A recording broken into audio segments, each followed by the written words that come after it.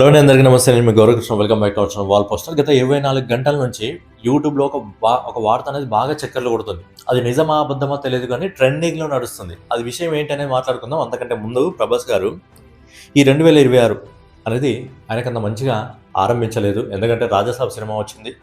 Cinema audience దగ్గర నుంచి కానీ బాక్స్ ఆఫీస్ దగ్గర కానీ ఆశించిన విజయాన్ని సాధించలేకపోయింది.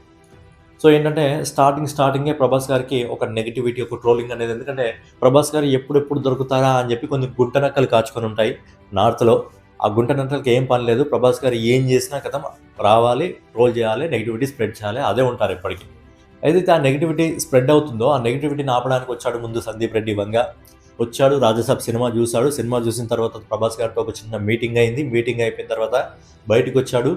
2026లోనే బిగ్గెస్ట్ అప్డేట్ స్పిరిట్ మూవీకి సంబంధించి రిలీజ్ డేట్ని అనౌన్స్మెంట్ చేసి ఎవడైతే ట్రోలర్స్ అక్కడ నెగిటివిటీ స్ప్రెడ్ చేయడం జరుగుతుందో ప్రభాస్ గారి మీద, వాళ్ళందరూ నోర్లు మూసుకునేలా చేసేసాడు. ఎవడు కూడా నోరు తెరవకుండా నోరు మూసుకునే చేశాడు. 2026లో స్టార్టింగ్లోనే బిగ్గెస్ట్ అప్డేట్ ఇది. ఆ తర్వాత ప్రభాస్ గారి సుకుమార్ గారి కాంబినేషన్ ఉండబోతుంది అని చెప్పి మళ్ళీ ఇంకో వార్త వచ్చింది. అది కూడా ఒక ఇంపాక్ట్ అయితే క్రియేట్ చేసింది. ఎందుకంటే అక్కడ ఉన్నది పుష్ప 2 డైరెక్టర్, దాదాపు 1800 కోట్లు కొట్టిన డైరెక్టర్. పెద్ద డైరెక్టర్లు అంటే చాలా మటుకు మనకు సుకుమార్ గారి పేరు ఎవరికి వినిపించదు. రాజమౌళి గారు, ప్రశాంత్ నీల్, సందీప్ రెడ్డి వంగ అంటాడు. కానీ ఈయన ఏకంగా 1800 కోట్లను కొట్టిన డైరెక్టర్. తక్కువ అంచనా వేయకూడదు. సో సుకుమార్ గారితో ఒక సినిమా ఉండబోతుంది అని చెప్పి ఒక వార్త వచ్చింది. తర్వాత వచ్చేసి ఫౌజీ కట్టర్ దేశభక్తున్న సైనికుడిగా మొదటిసారి ప్రభాస్ గారిని చూపించబోతున్న సినిమా ఫౌజీ.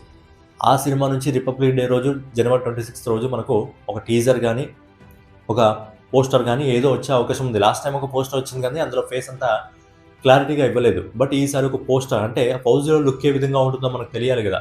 సో ఒక పోస్టర్ కానీ ఒక టీజర్ కానీ వచ్చే అవకాశం ఉంది. ఏదైతే రాజ్యసభలో నెగిటివిటీ రావడం జరిగిందో ఆ నెగిటివిటీ అంతా ఈ అప్డేట్స్తో పూర్తిగా అసలు రాజ్యసభ విషయమే మర్చిపోయారు. సో ఇవన్నీ పక్కన ఒకెత్తు, ఇప్పుడు ఈ వార్త ఎక్కడి నుంచి వచ్చిందో తెలియదు.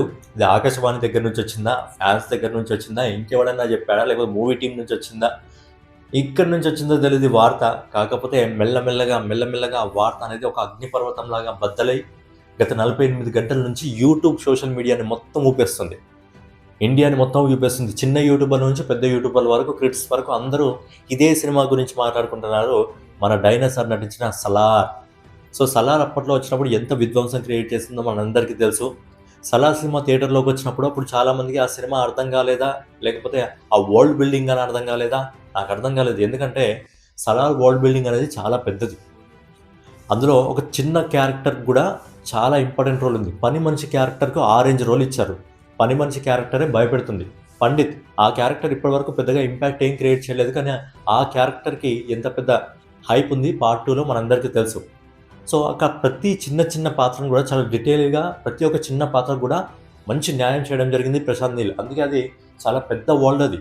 సో ఆ వరల్డ్ని థియేటర్లో వచ్చినప్పుడు చాలామంది అర్థం చేసుకోలేకపోయారు. కానీ అదే వరల్డ్ అనేది ఓటీటీలో వచ్చినప్పుడు 365 రోజులు టాప్ 10లో ట్రెండింగ్లో నడిచింది సలార్.